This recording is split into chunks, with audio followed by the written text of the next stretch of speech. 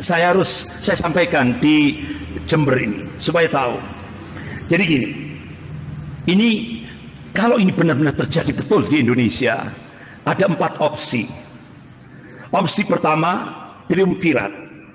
Triumvirat itu dalam hukum ketatanegaraan di Indonesia, ketika terjadi hal-hal yang tidak diinginkan, itu yang dimunculkan adalah Menhan, Mendagri, dan Menlu. Ini triumvirat. Tapi ini posisinya lemah. Kemudian muncul opsi kedua, presidium.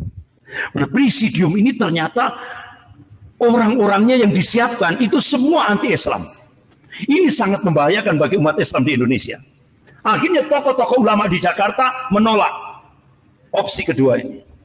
Opsi ketiga, ini yang mau digerakkan oleh Luhut Binsar Panjaitan, the real presiden, presiden yang sebenarnya.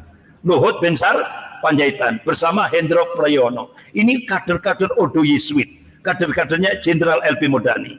Jadi dia akan mengajukan opsi ketiga, junta militer. Otomatis semua umat Islam ini akan dikorbankan.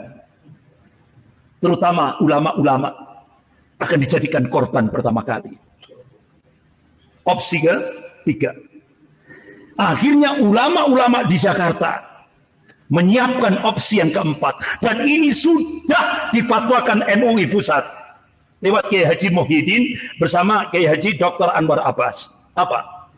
Ulama akan mengangkat panglima dengan jargon iskariman omud syahidan. Ini artinya apa? Ulama-ulama di Indonesia memilih opsi keempat untuk menyelamatkan negara kesatuan Republik Indonesia ini. Jihad fisabilillah. Allahu Akbar. Itu sudah. Makanya tunggu komando ulama. Kalau bahasa softnya, bahasa halusnya, revolusi akhlak. Itu bahasa halusnya. Kalau bahasa umumnya, people power. Itu Pak. Ya, saya kira itu perlu saya sampaikan karena supaya di Jember ini juga siap-siap gitu loh, Pak. Tunggu komando ulama. Saya kira gitu, saya serahkan. Widih, serem ya, serem. Wah, ini kalau sudah begini macam mana pula nih kita nih? Coba, benar kan? Nah, jadi Nabi ke-26 ini kan dari kemarin sudah bilang, ini MUI makar. Kalian sih nggak percaya.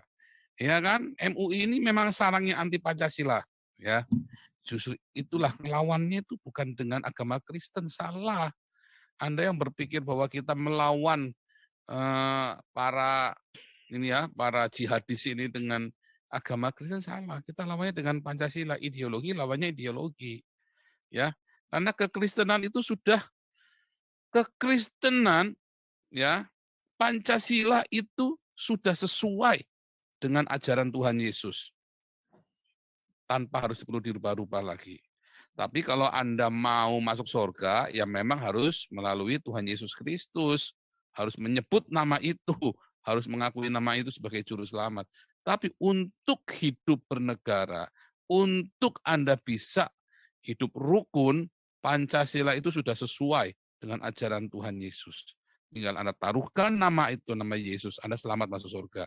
Tetapi untuk Anda hidup gemah ripah, tata tentrem, tertara harja di bumi Indonesia atau di dunia ini, Anda hidup sesuai Pancasila, itu sudah sesuai dengan apa yang diajarkan oleh Tuhan Yesus. Itulah sebabnya Pak Jenderal Tobing kemarin banyak sekali mengutip ayat-ayat di Alkitab untuk ditulis di dalam buku Pancasila.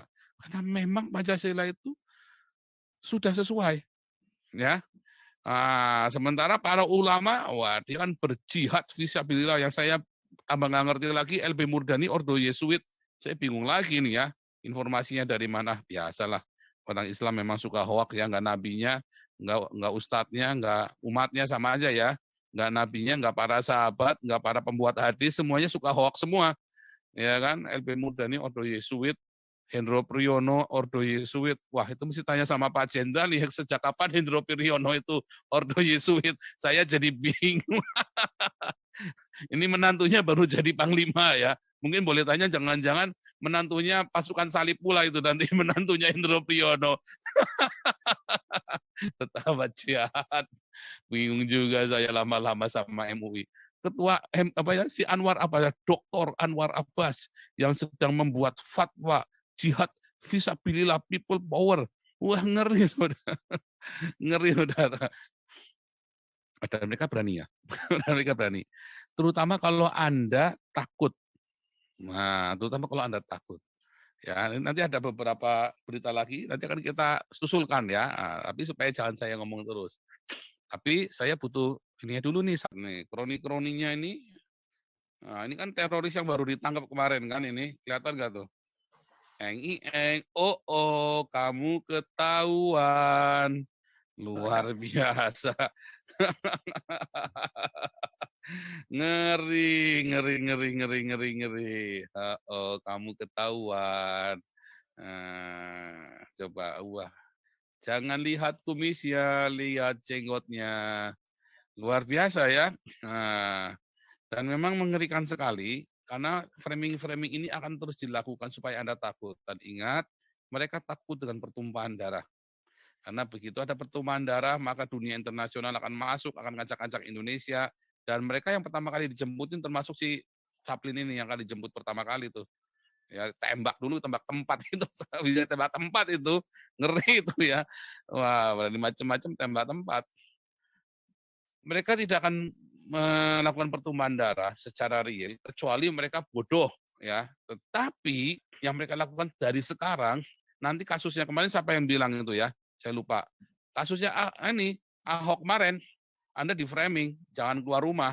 Kalau Anda keluar rumah nih gegeran. Anda kan di framing seperti itu supaya Anda jangan keluar dari rumah. Ya, dan kalau Anda berani memilih calon yang bukan calonnya mereka, Anda tidak akan disolatkan nanti mayatnya. Ya, luar biasa. Ya, ngeri sekali. Seorang Anwar Abbas punya power sehebat apakah sehingga mampu mengatakan bubarkan republik ini. Wow, luar biasa. Sementara di sisi lain rakyat jelata hanya bisa berteriak bubarkan MUI, bubarkan MUI. Pertanyaan saya, apakah dengan bersuara seperti itu cukup berpengaruh? Berikutnya lagi. Nah, dengan statement Anwar Abbas seperti itu, kira-kira apa tindakan pemerintah dalam hal ini kepolisian? Didiamkan saja atau diburu gitu loh. Kalau tidak diburu, lama-lama menguap. Bayangkan kalau semua orang bisa bersuara seperti Anwar Abbas. Dikit-dikit mengatakan bubarkan republik ini. Apa jadinya negara ini, Pak Pol? Ya harusnya orang ini dipenjara. Ini udah jelas provokator. Ini sudah statementnya nggak benar. Kalau buat saya sih. Makar tuh. Ini makar, betul. Makar. Kalau buat saya ini makar. Betul. Kita berpikiran. Kalau nggak masuk penjara, ini Kapolrinya nggak punya titik. Nah, ini harusnya orang begini masuk penjara ini. Ya, jadi kinerja dari kepolisian dipertanyakan. Nah, itu seorang Anwar Abbas. Kalau itu katakanlah orang Kristen misalnya contoh, mengatakan seperti itu, saya yakin hari yang sama sudah masuk penjara. Bagaimana mungkin Pak Pol? Jadi saya juga meragukan keberadaan MUI ini apa? Saya tidak habis pikir ini apa fungsi mereka, Pak Pol. Sampai tadi saya hampir mau posting kulkas saja, kulkas The Sharp itu aja ada label MUI. Apa hubungannya? Oh my God. Saya tidak mengerti. Jadi dari kulit babi. Tidak bisa dibiarkan seperti ini. MUI bertindak berbicara sesukanya. Loh, ini negara loh, bukan warteg. Nah, pemerintah. Nah, jangan sampai ada statement seperti ini. Oh, pemerintah takut. Tidak boleh ada statement seperti itu. Iya, betul. Pemerintah punya power. Pakai power itu di jalur yang benar. Saya sangat tidak setuju. Oh, pemerintah takut kadrun. Kenapa kadrun harus takut? Gitu loh. Karena kitanya takut, Ibu Linda. Jadi pemerintah sekarang ini nggak punya power tanpa kita memberikan kepada pemerintah satu dorongan. Tangkap ini orang si tua bangka ini kan. Nah, udah bau tanah masih belagu juga kan. Nah, harusnya kan iya, mas sudah tua bangka masih mau meninggalkan kerusuhan di Indonesia. Ya kan kurang ajar ini orang kan. Dan memang Tangkap. tidak boleh dibiarkan, Pak Paul. Tidak boleh. Harus. Kepolisian harus Kalau katanya bertindak Daud, segera. jangan biarkan yang ubanan itu turun ke liang kubur dengan damai sejahtera. Ya. Artinya begini, Pak Paul. Sekarang sikap aktivitas dari MUI wajib hukumnya diawasi gerak-gerik mereka, Pak Paul. Ya harus ditangkap dulu ini orang. Kemarin kan sudah sih itu. Soalnya statement aja udah nggak boleh menurut saya, Ibu Linda.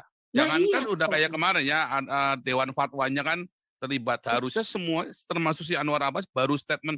Ini statementnya nggak benar, kayak si Refli Harun kemarin. Harusnya begini langsung ditangkap. Kalau mau, yang tadi Pak Jenderal ngomong, ya, kalau di Singapura, ini orang begini udah kelar nih hidupnya ini. Kalau di Singapura ini. Persis. Dan saya melihat kadang-kadang ya, ketika mereka sudah terpojok, yang keluar apa? Saya udah tahu, pasti dusta. Ya itu, ulama dizolimi. Ya, yes. Itu, Pak Pol. Itu. Waduh, benar-benar. Pak Pol, jujur, tadi pagi saya telepon Pak Putih. Pak Pol, saya telepon Pak Putih, udah saking tensi saya tuh udah naik, benar-benar. Apa perlu kita demo nih, kita turun nih Pak Putih? Saya ngomong begitu tadi, Pak Pol. Pak Pol boleh cross check sama Pak Putih. Tadi pagi saya udah bilang, kayaknya kita perlu turun nih, saya bilang. Saya benar-benar marah, Pak Pol. Kita nggak bisa biarkan mereka, memang nggak perlu takut kok. Oh iya, kita udah boleh takut lagi, karena sebetulnya mereka, kita lah yang mayoritas, cuman kita ini yang takut. Tadi Pak Jenderal kan di awal sudah bilang, kita ini tidak perlu takut. Sebenarnya memang nggak perlu takut, tetapi masalahnya kita di framing dengan rasa takut itu. Kan lucu kan? Oh tidak semudah itu, kan, ya Pak Pol, tidak semudah. Seperti Taliban di Afghanistan, mereka minoritas tapi kan bisa membuat takut seluruh Afghanistan.